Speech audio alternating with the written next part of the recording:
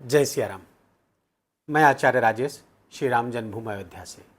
प्रिय दर्शकों, काल, कर्म, न्याय और दुख के कारक शनिदेव 17 मई 2026 से 9 अक्टूबर 2026 तक रेवती नक्षत्र पर गोचर करेंगे।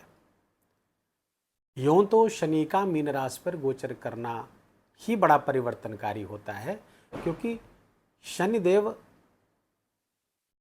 चेंज के प्लेनेट हैं, चेंज के एजेंट हैं, एजेंट ऑफ चेंज कहा जाता है उन्हें, बदलाव के और कर्मों के फल देने वाले।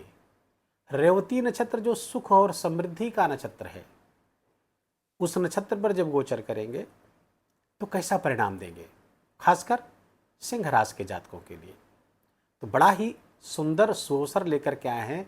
शनिदेव का रेवती नक्षत्र पर जब गोचर होगा तो सिंह राशि के जातकों के लिए बहुत बड़ी बड़ी समस्याओं का समाधान लेकर के आए हैं। देखिए, परिवर्तन होगा, परिवर्तन सकारात्मक होगा, परिवर्तन से डरने की जरूरत नहीं है। शनिदेव के रेवती नक्षत्र पर गोचर को लेकर के सोशल मीडिया में बड़ा भय खड़ा किया गया है, लेकिन विश्वास मानिए, शनिदेव के रेवती नक्षत्र पर गोचर करने से डरने जैसी कोई बात नहीं है। हाँ, वैश्विक स्तर पर जब हम मेदिनी ज्योतिष के आधार पर देखते हैं, मंडेन एस्ट्रोलॉजी के आधार पर देखते हैं, तो स्थितियां हैं, परेशानी वाली हैं, लेकिन व्यक्तिगत जीवन के आधार पर जब इसका मूल्यांकन करेंगे तो निस्संदेह ऐसे परिवर्तन लेकर के आए हैं शनिदेव जो आपके लिए बहुत लाभकारी होने वाले हैं और आपकी जो पिछले दिनों की जो समस्याएं हैं उस समस्याओं से मुक्ति देने वाले हैं। तो आइए इस पर विचार करते हैं। देखिए, रेवती नक्षत्र, पहले मैंने बताया, ये सुख और समृद्धि का नक्षत्र है, क्योंकि शुक्रदेव जो सुख के कारक हैं जब इस पर आते हैं तो उच्च के हो जाते हैं, एग्जाल्टेड हो जाते हैं, बड़ा शानदार परिणाम देते हैं। और दूसरा कि यहाँ पर जब शनिदेव आते हैं तो वो जो दुख के कारक हैं वो कैसा परिणाम देंगे, अब इस पे थोड़ा सा चिंतन करने की आवश्यकता है कि आखिर शनिदेव यहाँ पर परेशान क्यों करेंगे। क्योंकि ये नक्षत्र जब उनके मित्र बुध का नक्षत्र है, रेवती नक्षत्र के स्वामी बुध देव हैं, मित्र के नक्षत्र पर वो बुरा परिणाम कैसे दे सकते हैं। जब मित्र के घर पर कोई ग्रह होता है तो बड़ी प्रसन्न अवस्था में होता है, और जब नक्षत्र पर होता है तो उससे ज़्यादा प्रसन्न होता है। तो यहाँ पर शनिदेव प्रसन्न अवस्था में रहेंगे, सुख समृद्धि देने वाले होंगे, लेकिन विद चेंज, विद बदलाव, अर्थात परिवर्तन के साथ ये आपके जीवन में सुख समृद्धि लेकर के आएंगे। अब रेवती नक्षत्र 27 नक्षत्रों में से अंतिम नक्षत्र है, अर्थात शनिदेव 30 वर्ष बाद इस पर आए हैं। अश्विनी से प्रारंभ करके अब रेवती नक्षत्र पर आए हैं। अब रेवती नक्षत्र से पुनः ये 3 जून 2027 को अश्विनी नक्षत्र पर आकर के फिर से प्रारंभ करेंगे। तो अब जब अंतिम में है तो ये कंक्लूड करेंगे, निष्कर्ष निकालेंगे। अब ये उपसंहार करने वाले हैं अपनी यात्रा का, और उपसंहार यात्रा का बड़ा सुखद होने वाला है। सिंह राशि की जातकों की बात करें तो सिंह राशि के जातकों के लिए अष्टम स्थान पर शनि का गोचर हो रहा है, ढैया चल रही है। निश्चित रूप से सिंह राशि के जातकों के जीवन में तनाव बढ़े हुए हैं, चिंता बढ़ी हुई है, अचानक से समस्याएं आकर के खड़ी हो जाती हैं। तो है वो मानसिक परेशानी हो, चाहे वो आर्थिक परेशानी हो, वो आपको निरंतर आंदोलित किए हुए हैं, परेशान किए हुए हैं, चिंतित किए हुए हैं।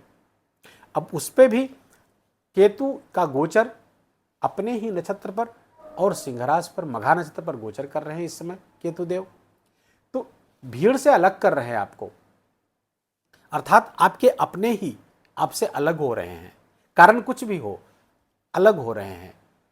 लेकिन शनिदेव जब 17 मई से प्रारंभ किए यहां पर रेवती नक्षत्र पर, तब से परिस्थितियों में परिवर्तन होगा, आपके थॉट प्रोसेस में परिवर्तन होगा, आपके चिंतन में परिवर्तन लेकर के आएंगे।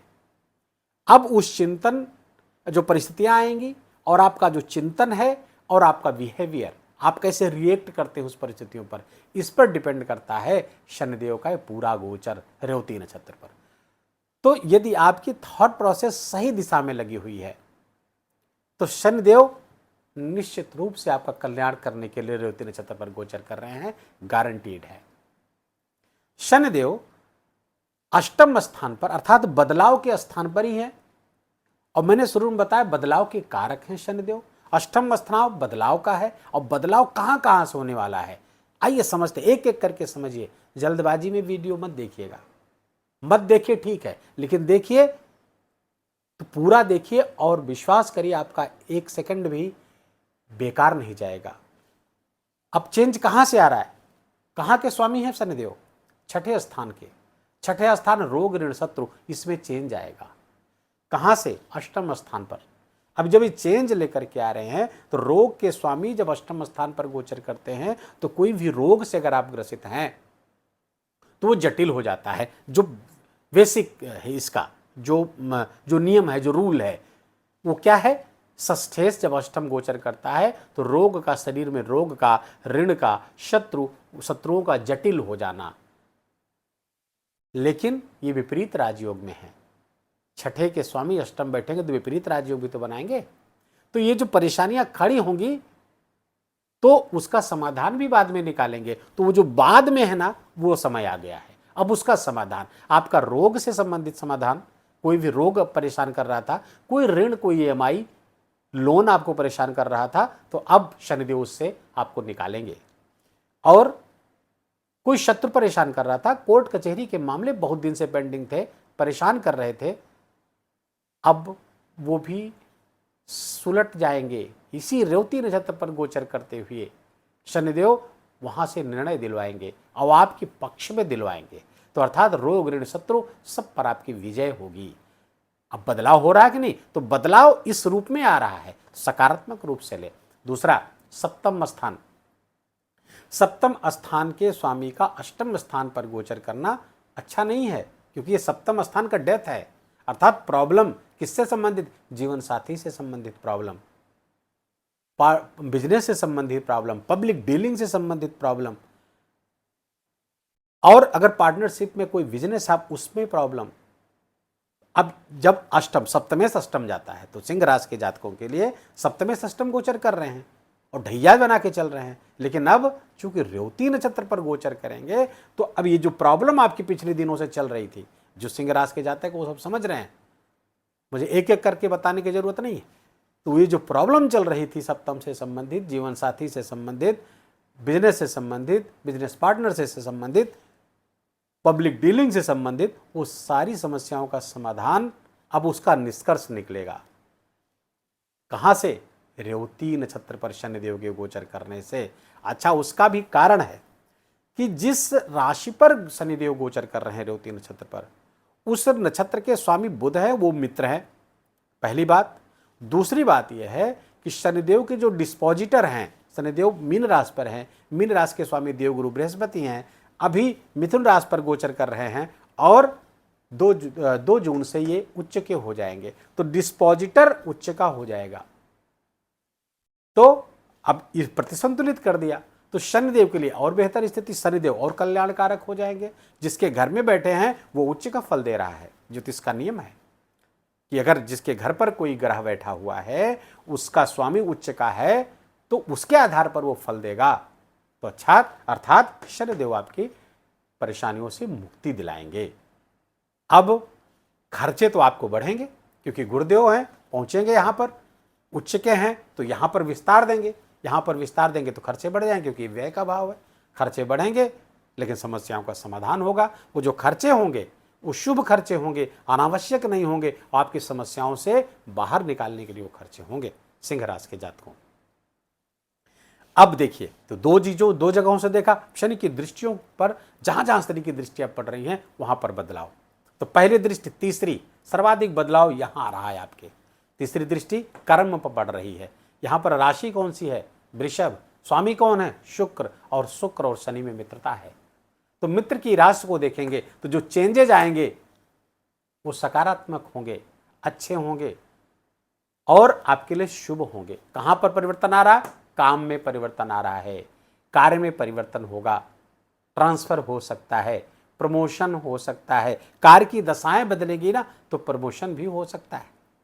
या स्वयं में आप इस काम को छोड़कर जो वर्तमान में कर रहे हैं उससे बेहतर स्थिति में जा सकते हैं, उस कंपनी को छोड़ सकते हैं, उस डिजिग्नेशन को छोड़ सकते हैं, उस पद को छोड़कर दूसरे तरीके काम कर सकते हैं। तो काम बदल रहा है, काम करने के तरीके बदल रहे हैं, लेकिन सब अच्छे हो रहे हैं, सब बेहतरी के लिए हो रहे हैं, सब आपको ऊंचा उठाने के लिए, आपकी प्रगति के लिए होंगे निस्संदेह। शनिदेव की जो 7वीं दृष्टि कहां आ रही है? कन्या राशि पर, आपके द्वितीय भाव धन पर, अब धन भाव पर आ रही है।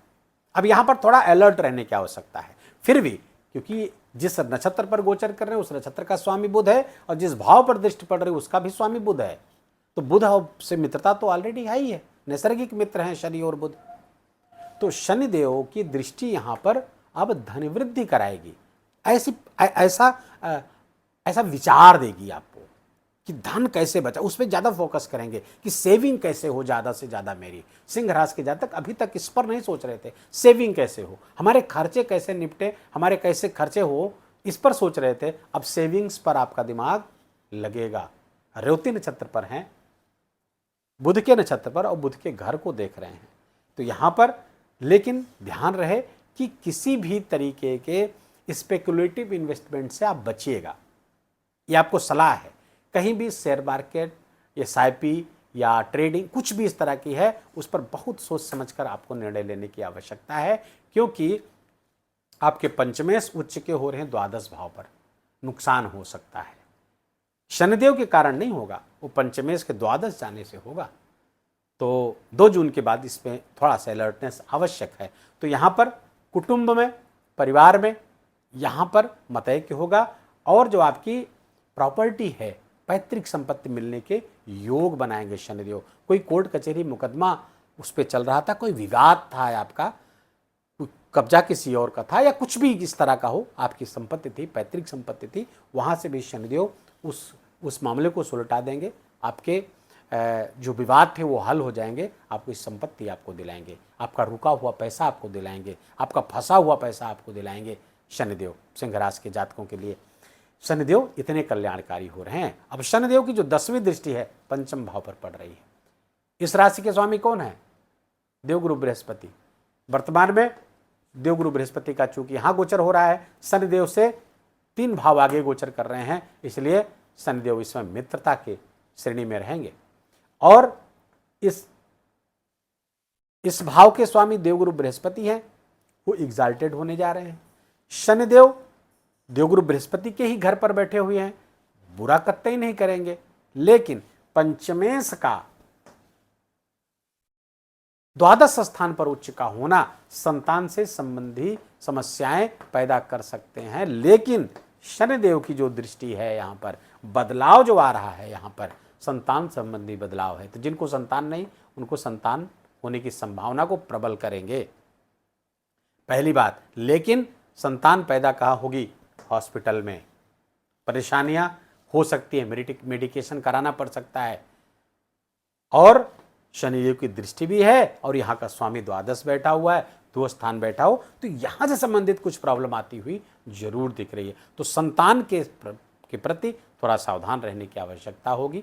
न्यू बॉर्न बेबी अगर आपके घर में है तो उसके लिए थोड़ी सी ज़्यादा समस्या हो सकती है, उसके प्रति सतर्क और सावधान रहने की आवश्यकता है। बाकी शनिदेव हर हाल में आपका कल्याण करने आ रहे हैं। हर तरफ जीवन के हर एस्पेक्ट में जो बदलाव आएगा वो आपके लिए अच्छा होने जा रहा है, बेहतर होने जा रहा है। उपाय क्या करना चाहिए? सिंह राशि के जातकों के लिए सर्वोत्तम उपाय है कि हनुमान जी की आराधना। क्यों? क्योंकि आपके जो भाग्य स्थान के स्वामी हैं वो ही हनुमान जी हैं, मंगल देव। मंगल देव के जो मंगल ग्रह के प्रत्यक्ष देवता हैं वो कार्तिकेय स्वामी और हनुमान जी हैं। तो हनुमान जी की आराधना आपके लिए सर्वोत्तम है। हनुमान जी का दर्शन करिए, हनुमान चालीसा का पाठ करिए। आपके राशि के स्वामी सूर्य हैं, अर्थात गायत्री जपना, सूर्य भगवान को अर्घ्य देना, सूर्योदय के पहले उठना, सूर्य से अलाइन होकर के जीवन जीना, ये आपके लिए बहुत बेहतर होगा। आत्मविश्वास जिससे बढ़े ऐसे हर कार्य करना, यही से आपको निकाल लेंगे। सूर्यदेव भगवान चूँकि आपके स्वामी हैं, वो आपके मालिक हैं आप, तो सूर्य के हिसाब से जीवन जिएंगे, निस्संदेह ये गोचर आपके लिए बहुत बेहतर होगा। पूजा में शंख जरूर बजाएं आप, क्योंकि रेवती नक्षत्र का जो सिंबल है वो शंख है। तो पूजा में आप शंख को बजाइए, शंख का इस्तेमाल करें। और इसका एक सिंबल होता है मृदंग। हो सक किसी भजन मंडली को, कीर्तन मंडली को मंदिर में मृदंग खरीद कर दान करते हैं, या फिर मृदंग की फोटो आप अपने घर पर लगाते हैं, इससे भी रेवती नक्षत्र की शुभता बढ़ेगी। रेवती नक्षत्र के जो प्रत्यय देवता हैं वो पूषा हैं। पूषा द्वादश आदित्यों में से एक है, अर्थात सूर्य ही हैं। तो सूर्य की उपासना हर हाल में आपको करनी चाहिए। इससे आपके लिए बहुत ही शुभता, बहुत ही कल्याणकारी मार्ग प्रशस्त होगा। वीडियो के ही विराम देंगे। वीडियो अच्छा लगा हो, आपके काम का लगा हो, मेरा बोलना आपका सुनना दोनों सार्थक हुआ हो, कृपा करके इस वीडियो को लाइक करिएगा, अपनों के साथ शेयर करके उनको भी इसका लाभ दीजिए। कमेंट में जाकर के जय सिया राम लिखना बिल्कुल भी मत भूलिएगा। मेरा विशेष निवेदन, विशेष आग्रह आपसे। चैनल पर नए हैं तो इसको सब्सक्राइब कर लीजिए, बेल आइकन की घंटी दबा लीजिए और प्लीज़ अपना बहुत बहुत ख्याल रखिए। जय जय सिया राम।